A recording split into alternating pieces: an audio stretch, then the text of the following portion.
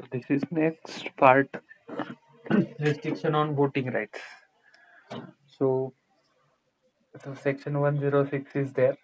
So notwithstanding anything contained in this act, the articles of company may provide that no member shall exercise any voting right in respect of any shares registered in his name on which any calls or other sum presently payable by him have not been paid or regard to which the company has exercised any right of Leon. तो इस provision में क्या है कि जो भी voting rights है उससे रिलेटेड रूल है कि अगर किसी एम्प्लॉय का जो कॉल्स होते हैं शेयर्स पे अगर वो अनपेड है, फुल्ली पेड अप नहीं है, या तो जितना कंपनी ने कॉल जनरेट किया है उतनी अमाउंट उन्होंने कवर नहीं की है या पेड नहीं की है, तो ऐसे व्यक्ति को या उसके प्रॉक्सी को वोटिंग करना अलाउड नहीं है। तो any shall not a company shall not accept on the ground specified in section 1 prohibit any member from exercising his voting right on any other ground। ठीक है, तो कोई कुछ भी रीजन नहीं चलेगा, जिसने पेड नहीं किया है उसे वोटिंग राइट नहीं मिलेगा। On the poll taken at the meeting of the company, a member entitled to more than one vote or his proxy, तो जिसके पास एक से ज्यादा वोट है, were allowed or other person entitled to vote for him as the case may be, need not, if he votes, use all his votes or cast in the same way all the votes he use। तो जिस व्यक्ति के पास ज्यादा share से अगर one share one vote ऐसी policy होगी तो जितने शेयर्स होगी उतने वोटिंग पावर उस व्यक्ति के या तो शेयर होल्डर्स के पास होगी या तो उस प्रॉक्सी के पास। तो जितने आपके पास शेयर है उतना वोटिंग राइट आपको मिलता है। अगर वो फुल्ली पेड अप है तो वोटिंग कर सकते हैं, उस शेयर होल्डर को या प्रॉक्सी को हम वोटिंग राइट दे सकते हैं। ये कुछ रिस्ट्रिक्शन है, बेसिकली इजी लैंग्वेज में ही हम समझ सकते हैं कि the voting right is restricted to the fully paid up share. अगर कॉल पेंडिंग है शेयर्स के तो ऐसे कॉल्स पे कॉल जिसके पेंडिंग होगी उस व्यक्ति को जो है हमें वोटिंग करने देना अलाउड नहीं है। ये सेक्शन 106 है। नेक्स्ट इन नई कंसेप्ट है मोशन। तो मोशन इज अ टॉपिक और subject propose as the basis of discussion. तो मीटिंग में जो टॉपिक डिस्कशन के लिए लाया जाता है उसे मोशन कहते हैं। Since a member at a meeting formally introduce or moves a subject for discussion, it is called as motion। ठीक है, तरह तो क्या होता है, किसी भी सब्जेक्ट को इंट्रोड्यूस किया जाता है और इंट्रोड्यूस करने के बाद उस सब्जेक्ट के ऊपर डिस्कशन होता है, उसे मोशन कहते हैं। तो with permission of the chairman a motion is moved by an individual. तो चेयरमैन की परमिशन लेके कोई भी मेंबर जो है इंडिविजुअल वो मोशन पास कर सकता है या उसे नया जो इशू है, नया जो मैटर है वो डिस्कशन के लिए ला सकता है। He secures the floor, addresses the chairman and makes a short speech in the support of the motion। तो रिस्पेक्टेड चेयरमैन उन्हें ग्रीटिंग करके वो जो मोशन लाना है उस मोशन का शॉर्ट इंट्रोडक्शन किसी व्यक्ति के पास अगर वो रिस्पॉन्सिबिलिटी है तो वो व्यक्ति कर सकता है, तो इसे हम कहते हैं मोशन। सिंपल लैंग्वेज में जो टॉपिक डिस्कस होगा मीटिंग में एक के बाद दूसरा तीसरा, तो उसे हम मोशन कह सकते हैं। Immediately after that another member stand up and second it। The motion when seconded is called the proposal। ठीक है, तो मोशन के बाद क्या आता है, proposal। So it is before the meeting, so if no one second a motion, it to falls to the ground and no discussion take place on it। So formal motion like point of order or motion by the chairman does not require secondary। तो क्या है, first जो point discussion के लिए आएगा उसे motion कहेंगे और उसके बाद उसका अगर प्रपोजल नहीं आया तो वो फॉल टू अ ग्राउंड हो जाएगा, मतलब उसके ऊपर डिस्कशन नहीं होगा। ठीक है, तो ये बेसिक है रिलेटेड टू द मोशन। कुछ रूल्स है क्या, देखिए, only one motion can be move at A time. तो जो भी डिस्कशन हो रहा है वो एक पॉइंट पे डिस्कशन, एक मतलब वन टाइम वन डिस्कशन, ऐसा पॉलिसी है। इसे तो मोशन पास करना होगा तो एट ए टाइम दो मोशन पास नहीं कर सकते, एक ही मोशन एक टाइम पे डिस्कशन होगा और उसके बाद उसका डिस्कशन होने के बाद सेकेंड मोशन पास होगा। A motion should preferably be placed in the writing signed by the mover। ठीक है, तो राइटिंग मोशन राइटिंग में होना चाहिए, ओरली नहीं होना चाहिए। तो जो मूव करने वाला है तो उसकी साइन उसके ऊपर चाहिए। The wording must be properly made so that it can be converted into the resolution in the proper form। तो उस व्यक्ति को क्या कहना है, क्या डिस्कशन है, सब्जेक्ट क्या है, मैटर क्या है, ये सब प्रॉपरली डिस्क्राइब करना है, क्योंकि आगे जाके उसके ऊपर रेजोल्यूशन पास हो सके। Generally the help of the secretary is sought in this respect as he is an expert in this line. तो सेक्रेटरी की मदद ली जाती है इस मोशन के लिए। तो क्या लिखना है, कैसे लिखना है, इसमें सेक्रेटरी एक्सपर्ट होता है और वो मेंबर्स को गाइड करता है। Usually the language of motion is affirmative, that is intention to do something, or some formal motion may be negative। तो कुछ पॉजिटिवली करना है तो उसे अफर्मेटिव कहा जाएगा, और कुछ नहीं करना है ऐसा अगर निगेटिव मोशन है तो उसे निगेटिव फॉर्मल मोशंस में निगेटिव ऐसे भी कहा जाता है। ये है some rules. Language should be clear and ambiguous, no doubt double meaning. तो जो भी आप उस मोशन में मेंशन किया होगा वो लैंग्वेज क्लियर होनी चाहिए और कंफ्यूजिंग डबल मीनिंग उसमें नहीं होना चाहिए। It should be within the power of the body that is holding the meeting।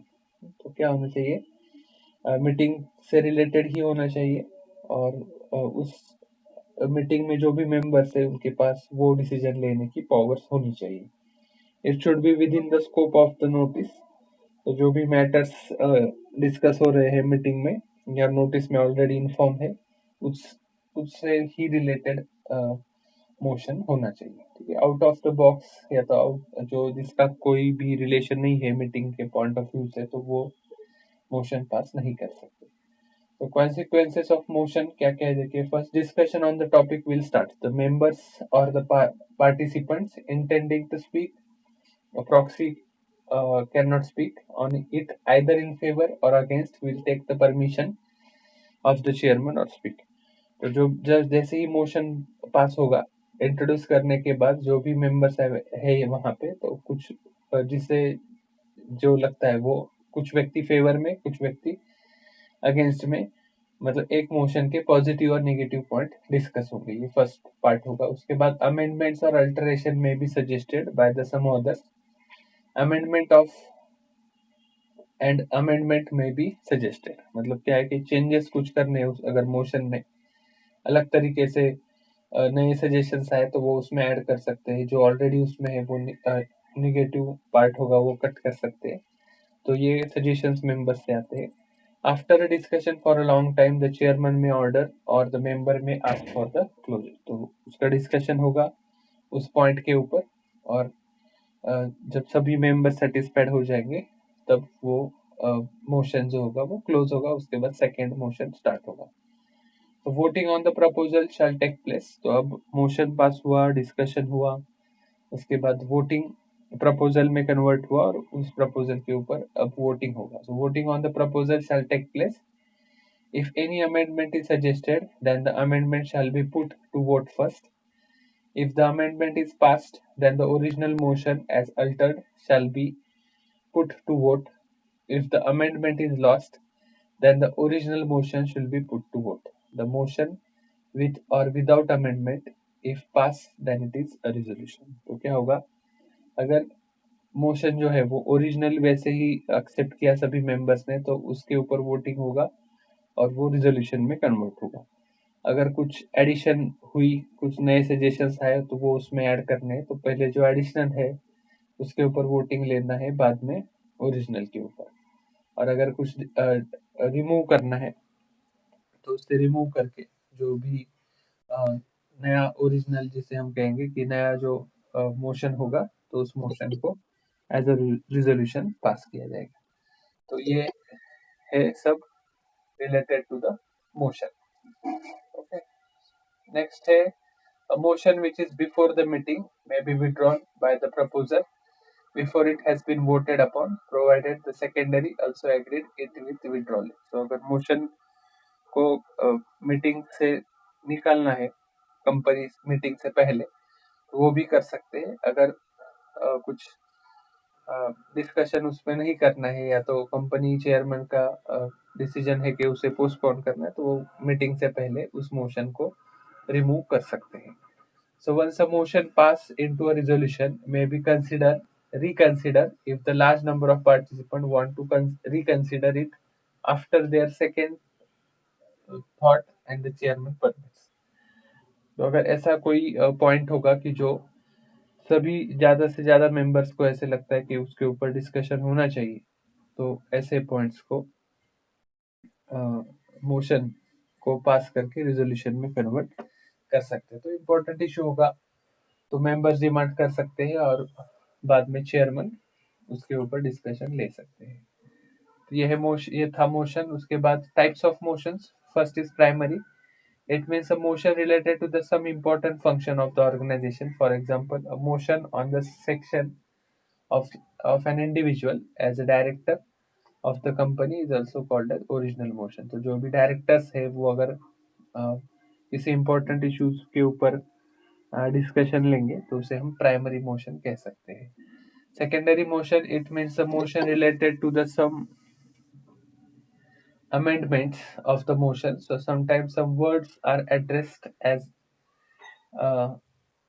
addendum to the primary motion or the rider is added as a further action. ठीक है. तो secondary motion में क्या होगा ओरिजिनल प्लस अमेंडमेंट मतलब जो नए suggestions आए हैं वो उसमें ऐड हो जाएंगे तो उसे कहेंगे सेकेंडरी मोशन. ठीक है. प्राइमरी में जो डायरेक्टर्स ने सजेस्ट किया है वो सेकेंडरी में जो अमेंडेड है मतलब चेंज एडिशनल जिसमें एडिशन हुआ है ऐसा मोशन उसे कहेंगे secondary motion.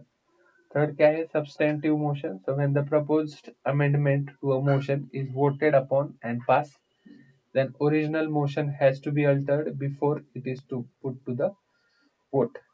A motion when amended is called as substantive motion.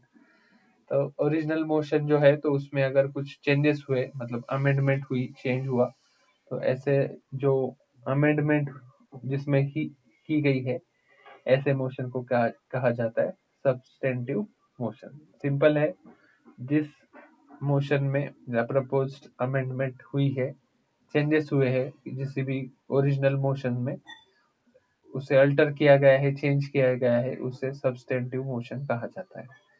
Next is formal motion. So discussions at a meeting may be interrupted by arising various kinds of formal and dilatory motions. तो कुछ formal kind के questions अगर है तो वो discussion के लिए लाए जाते हैं उसे कहते हैं formal motions. Next is types of formal motions. उसमें फर्स्ट टाइप है point of order. So it is a motion meant for expressing directions or complaint by a member against the speech made by another members. A member cannot raise a point of order because he disagrees with the speaker or chairman originally. तो अगर किसी members को speech करने के लिए allowed किया है और अगर वो स्पीकर या तो जो भी बोल रहा है वो व्यक्ति अगर कोई ऑब्जेक्शन लेने की जैसा या तो कोई कंट्रोवर्शियल स्टेटमेंट कर दे और उसे बोलने के लिए स्टॉप करना है तो बाकी के मेंबर्स जो पॉइंट रेज करते हैं कि ये गलत बोल रहे हैं या तो ऐसे नहीं बोलना चाहिए ऐसी सिचुएशन जब होगी तो उस मोशन को पॉइंट ऑफ ऑर्डर ऐसे कहा जाता है. नेक्स्ट है closure. So there are certain types of motions called closures which are moved for the purpose of stopping the discussion. तो डिस्कशन स्टॉप करने के लिए जो मोशन दिया जाता है उसे कहते हैं closure. A motion for closure needs seconding. A closure is also known as gag. The chairman himself may apply closure to stop the debate, but generally he hesitates to take such move because the members may think that he is biased. and he is trying to impose the will of the majority group or the minority group among the members. So it is desirable that members themselves put an end of the discussion. तो chairman जो है तो उसे उन्हें right होता है कि वो किसी भी मोशन का जो डिस्कशन होने के बाद क्लोजर कर दे, पर अगर मेंबर से भी ये आएगा, मतलब अगर स्टॉप डिस्कशन ये ऑर्डर चेयरमैन ने दे दी तो जो माइनॉरिटी के लोग हैं कि वो बोल सकते कि हमें और डिस्कशन करना है, माइनॉरिटी शेयर होल्डर्स। तो ऐसे सिचुएशन में बायस किसी के लिए ना हो चेयरमैन, इसके लिए मेंबर्स में से ही कहा जाता है कि अब इस पॉइंट के ऊपर डिस्कशन सफिशिएंट हो चुका है, अब हम क्लोजर का मोशन लेते हैं, मतलब एक डिस्कशन स्टॉप करके नेक्स्ट डिस्कशन के लिए जाते हैं। तो गैग ये वर्ड है क्लोजर डिस्कशन के लिए, ये इंपॉर्टेंट है, ये आपको याद रखना है। Next is process to the next business. So when members feel that sufficient data or information is not before them on some proposal under discussion, so they wait to stop talking or vote of that issue. Any member may propose to proceed to the next business and another member second it. This closure proposal is put to the vote. If passed, no vote is taken on that proposal. If lost, then vote is taken on the proposal for the discussion. तो अगर ऐसा कोई matter है या issue है जिसके ऊपर sufficient data available नहीं है, तो ऐसे केस में proceed to the next business का मीनिंग होता है कि ये जो पर्टिकुलर मोशन है वो वैसे ही रख के उसके ऊपर ज्यादा स्टडी करने के बाद नेक्स्ट मीटिंग में वो मोशन पास करते हैं, तो उसे कहते हैं proceed to the next business. मतलब जो बिजनेस मोशन है तो उसके ऊपर डिस्कशन स्टॉप करके नेक्स्ट जो मोशन है या तो नेक्स्ट जो रिजोल्यूशन है, पॉइंट है, उसके ऊपर डिस्कशन स्टार्ट करें। तो उसके वर्डिंग में ही उसका मीनिंग है proceed to the next business.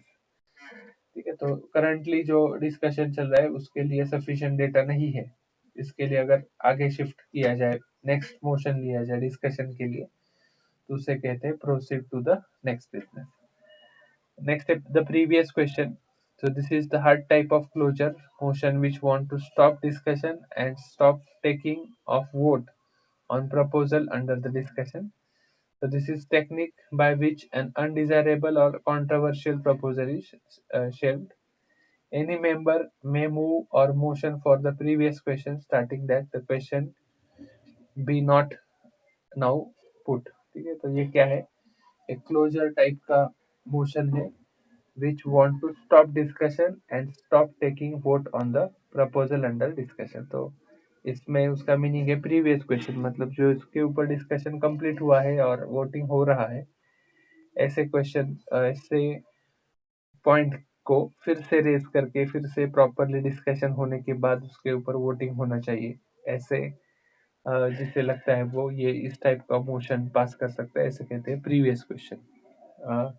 Meeting में ऐसा होता है कभी कभी कि कुछ पॉइंट्स ऐसे होते हैं कि उसके ऊपर ज़्यादा डिस्कशन होना चाहिए, और वो अगर नहीं हुआ, जल्दी में अगर वोटिंग के लिए डिस्कशन स्टॉप कर दिया, वोटिंग स्टार्ट कर दिया, तो इससे जो मैटर है वो पूरी तरह से मैनेज नहीं होता।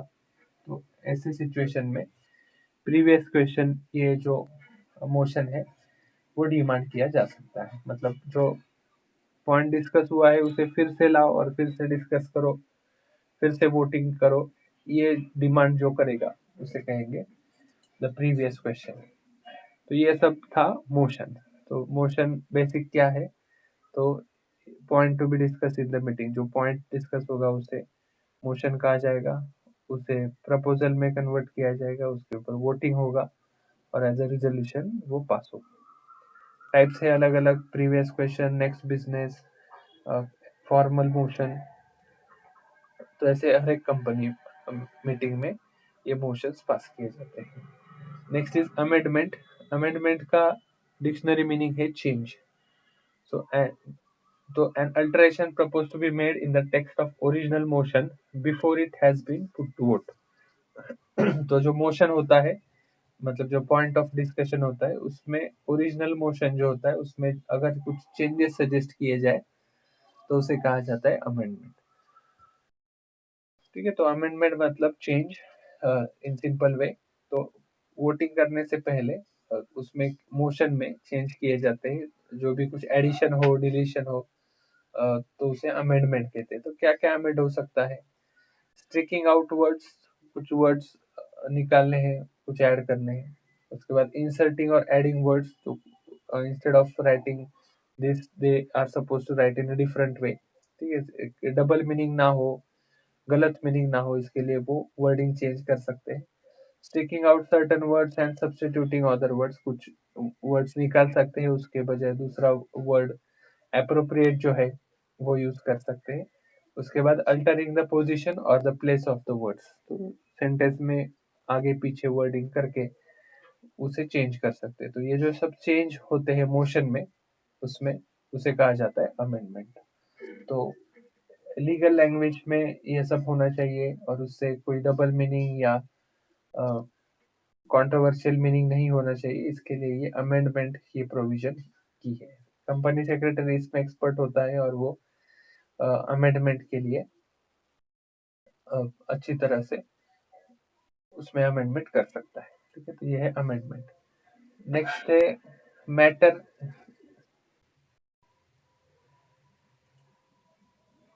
इसे कहा जाता है अमेंडमेंट। तो अमेंडमेंट के बाद है रिजोल्यूशन। सो फर्स्ट है टाइप्स ऑफ रिजोल्यूशन। अब रिजोल्यूशन में देखेंगे क्या है। First is ordinary resolution. An ordinary resolution is that which is passed by the simple majority at any general meeting of the shareholders. The resolution may be passed by the show of hands or the poll. A 21 days notice should have been given for the meeting in which such a resolution is passed. So any member can be decided through an ordinary resolution unless the Companies Act or the Articles of Association provide otherwise. तो ordinary आपने पूरे company law में देखा होगा कि ये अगर करना है तो ऑर्डिनरी रेजोल्यूशन पास करो। अगर अल्टरेशन ऑफ मेमोरेंडम है तो स्पेशल रेजोल्यूशन पास करो। तो ये रिजोल्यूशन क्या होता है ये हमें अभी देखना है। तो क्या है, जो सिंपल मेजोरिटी के साथ वोटिंग करने के बाद जो रेजोल्यूशन पास होता है जनरल मीटिंग में, उसे कहा जाता है ऑर्डिनरी रेजोल्यूशन। ऑर्डिनरी का मीनिंग है जर्नल, जनरल, कॉमन। ठीक है, जो कॉमन इश्यूज है जिससे बहुत ज्यादा इंपॉर्टेंस नहीं है, ऐसे इश्यूज सिंपल मेजोरिटी के साथ, मतलब बहुत ज्यादा अराउंड 25% मेजोरिटी के साथ भी जिसे पास कर सकते हैं, ऐसे रिजोल्यूशंस को ऑर्डिनरी रिजोल्यूशंस कहा जाता है। तो कंपनी में कौन कौन से रिजोल्यूशंस है और उसके ऊपर वोटिंग होगा, ये 21 डेज पहले नोटिस जब हम सेंड करेंगे उसी टाइम सभी शेयर होल्डर्स को इन्फॉर्म किया जाता है। तो वो उस चीज के ऊपर सोच कर आ सकते हैं कि हमें फेवर में डिसीजन लेना है या अपोजिशन में डिसीजन लेना है। तो ये मेजोरिटी और माइनॉरिटी का क्वेश्चन है। तो कैसे वोट करना है, क्या हमारी स्ट्रेटेजी होनी चाहिए, ये सब डिसाइड करने के लिए नोटिस के साथ ही सभी रिजोल्यूशंस के डिटेल्स शेयर होल्डर्स को सेंड किए जाते हैं। रिजोल्यूशन जब एक्चुअल मीटिंग में पास होता है तो शो ऑफ हैंड्स और बाय पोल मेथड, इलेक्ट्रॉनिक सिस्टम या तो पेपर बैलेट पेपर यूज करके हम जो है वोटिंग ले सकते हैं और ऑर्डिनरी रेजोल्यूशंस पास कर सकते हैं।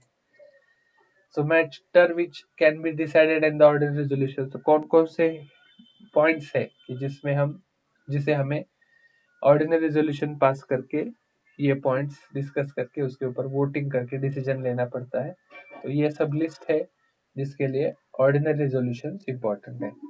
First is approval of statutory report, उसके बाद approval of directors report, approval of final accounts, declaration of dividend, appointment of directors, election of directors and issue of shares at discount. ये सब अगर हमें करना है तो कंपनी मीटिंग में ऑर्डिनरी रेजोल्यूशन पास करके ये इन सभी चीजों की शेयर होल्डर्स के से हमें परमिशन लेनी पड़ती है।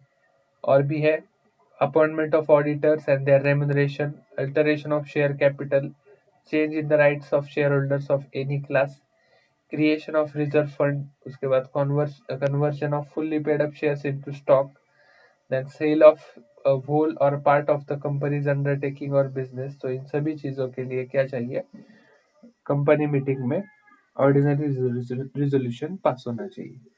तो ये ऑर्डिनरी रिजोल्यूशन क्या कैसे होता है, तो ये उसका फॉर्मेट है। Suppose issue of shares at discount, ये मैटर है और उसके ऊपर डिस्कशन हुआ है और उसके लिए हमें ऑर्डिनरी रेजोल्यूशन पास करना है।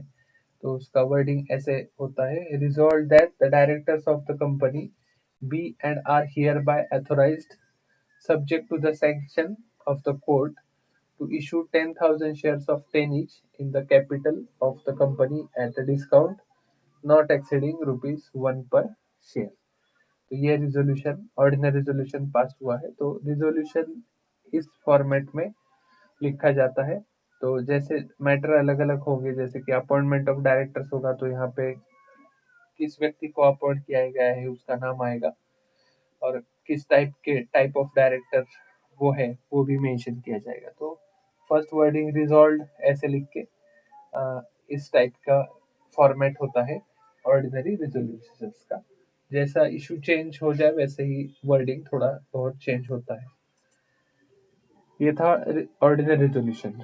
नेक्स्ट है special resolution. So a special resolution is one which passed by at least 3/4 majority of the members voting on it in the general meeting। तो अराउंड 75% मेजोरिटी हमें चाहिए, मतलब अगर 100 मेंबर्स है, 100 people are there in the meeting, so out of that 75% must be vote in a favor of that point is called a special resolution। तो क्या है, 75% लोगों ने उसके फेवर में वोटिंग करना चाहिए तो ही हम स्पेशल रेजोल्यूशन पास कर सकते हैं।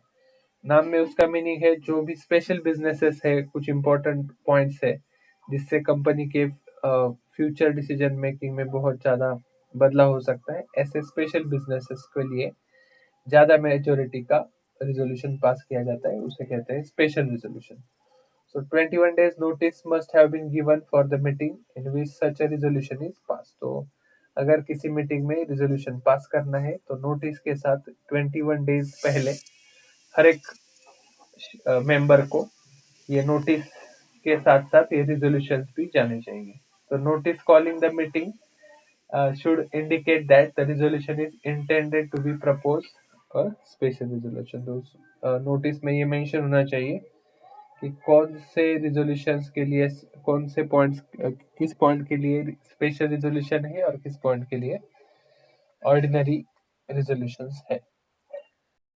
तो matter which can be discussed in the special resolution. तो स्पेशल रिजोल्यूशन में क्या क्या आता है, alteration of the company name. तो अगर कंपनी का नाम बदल रहे हैं तो ये बहुत बड़ी बात है। ऐसे सिचुएशन में ज्यादा से ज्यादा लोग जो है वो एग्री होने चाहिए इस बात के लिए। इसके लिए alteration of change in the name, alteration of object of the company, object change करना है, आर्टिकल्स में चेंज करना है, रजिस्टर्ड ऑफिस वन स्टेट से अनदर स्टेट में शिफ्ट करना है, रिडक्शन ऑफ शेयर कैपिटल कम कर देना है, रिजर्व कैपिटल जो है वो हमें क्रिएट करना है, payment of interest out of capital, उसके बाद fixing directors remuneration, voluntary winding up of the company, so making the liabilities of directors unlimited, उसके बाद application of the court to winding up of the company, appointment of inspector to investigate the affairs of the company, next to bind the company by an agreement or compromise made। तो क्या है कि हर एक point जो है ये बहुत ज्यादा इम्पोर्टेंट है, क्योंकि आर्टिकल्स में चेंज है, वाइंडिंग अप करना है, अगर शेयर कैपिटल कम करना है, तो ये बहुत ही ज्यादा इम्पोर्टेंट इश्यूज है और इस सभी इश्यूज के लिए हमें 75% मतलब 3/4 मेजोरिटी वोटिंग चाहिए, तभी हम ये सब चीजें कर सकते हैं। तो इसके लिए इन सभी मैटर्स के लिए स्पेशल रिजोल्यूशन पास करना कंपलसरी है। तो अगर स्पेशल रिजोल्यूशन होगा तो उसे कैसे लिखेंगे, तो alteration of name of the company, तो कंपनी का नाम जो है वो चेंज करना है, तो उसका रिजोल्यूशन ऐसे लिखेंगे। फर्स्ट वर्ड होगा resolve that the name of the company be is hereby alter from, तो यहाँ पे ओरिजिनल नाम आएगा लिमिटेड टू, अब नया नाम आएगा limited, and the central government be officially inform for the purpose of securing their consent of such alteration. तो ये वर्डिंग होना चाहिए रिजोल्यूशन, स्पेशल रिजोल्यूशन के लिए। नया नाम और ओल्ड, न्यू नेम और ओल्ड नेम में से दोनों भी मेंशन करेंगे, और इसके ऊपर वोटिंग होगा। और स्पेशल रिजोल्यूशन अगर ऑल 75 3/4 मेजोरिटी अगर है तो ऐसे सिचुएशन में ये स्पेशल रेजोल्यूशन पास होगा। Next is resolution required special notice. तो ये थर्ड टाइप है। ऑर्डिनरी पहले हमने देखा, उसके बाद स्पेशल, उसके बाद रेजोल्यूशन रिक्वायर्ड स्पेशल नोटिस। तो the Indian Companies Act 1956 has introduced a new type of resolution for the passing of which special notice has been given। तो स्पेशल नोटिस दी जाती है। Some matters specified in the Act cannot be moved for the discussion at 3 general meetings unless the special notice is given to the company। तो अगर कुछ matters ऐसे होते हैं तो वो जनरल मीटिंग में डिस्कस होते हैं, तो उस कुछ मैटर्स के लिए स्पेशल नोटिस देनी कंपलसरी है कंपनी को, तो उसे कहा जाता है resolution required special notice। A notice containing an intention to move the resolution had to be given in a such case at 14 days before the convening the meeting। तो हमें क्या करना है, 14 दिन पहले वो जो स्पेशल नोटिस होगी तो वो हमें सेंड करनी होगी मेंबर्स को, in which it is proposed to be moved, and the company in turn should be give members the notice of that resolution at least 7 days before the holding of the meeting। So such resolution may be ordinary और special. ठीक है, तो वो resolution ordinary या special होगा, पर उसका उसे क्या करना है, 7 दिन पहले उसकी जो नोटिस है वो शेयर होल्डर्स को सेंड करनी चाहिए, तो मेंबर जो भी है उन्हें सेंड करनी चाहिए। तो जैसे हमने एग्जांपल देखे ऑर्डिनरी और स्पेशल के, वैसे ही resolution required for special notice में कौन कौन से मैटर आते हैं, जैसे कि resolution to remove director, directors को रिमूव करना है। Fill up the casual vacancy of directors, जो कैजुअल वैकेंसी के ऊपर जा रहा है उसको दूसरा अपॉइंट करना है director. Resolution to appoint as auditor और the other person of retirement. Resolution to appoint director और place in the remove director. ठीक है, तो removal of the director and appointment of another person, ये जो अगर करना है तो उसके लिए स्पेशल नोटिस देने की रिक्वायरमेंट है। तो ये 3 टाइप्स थे, ऑर्डिनरी, स्पेशल एंड थर्ड था resolution required special notice. Difference देखेंगे ऑर्डिनरी और स्पेशल में। Ordinary resolution is that which is passed by the simple majority at any general meeting of the share holders. By majority means at least 51% vote is in favour. तो क्या होना चाहिए, simple majority का meaning क्या है कि जो कम से कम 51% जो है वोटिंग होनी चाहिए ऑर्डिनरी रिजोल्यूशन में। अगर स्पेशल रिजोल्यूशन है तो अब resolution is one which is pass bye at least 3/4, मतलब 75% majority of the members voting on it at the general meeting. तो जो मैटर्स 51% मतलब कम से कम, तो वो आएंगे ऑर्डिनरी रेजोल्यूशन में, और 75% आएंगे स्पेशल रेजोल्यूशन में। So notice, so previous notice of an ordinary resolution is not necessary, and in special case 21 days must have been given for the before the meeting। तो अगर ऑर्डिनरी रेजोल्यूशन पास करना है तो notice में mention करने की जरूरत नहीं। स्पेशल रेजोल्यूशन अगर पास करना है तो 21 डेज में इन्फॉर्म पहले मीटिंग के पहले करना चाहिए। Next is registration. So ordinary resolution normally does not require filing with the register, filing with the register। तो ordinary resolution अगर पास कर रहे हैं तो रजिस्ट्रार को इन्फॉर्म करने की जरूरत नहीं है। स्पेशल रेजोल्यूशन है, company of special resolution must be filled with the registrar within 30 days of the date of passing. तो अगर स्पेशल रेजोल्यूशन हम पास करेंगे तो 30 दिन के पहले उसकी इंफॉर्मेशन रजिस्ट्रार को दे देनी चाहिए। Next is objective. So object ordinary resolution is required to transact ordinary business and the special resolution is pass to transact special business. तो हमने एग्जांपल्स देखे, तो जो रेगुलर बिजनेसेस है वो ऑर्डिनरी रेजोल्यूशंस में आते हैं, जो स्पेशल रेजोल्यूशंस है मतलब स्पेशल बिजनेसेस है वो स्पेशल रेजोल्यूशंस में आते हैं। तो ये डिफरेंस है ordinary resolutions and special resolutions में।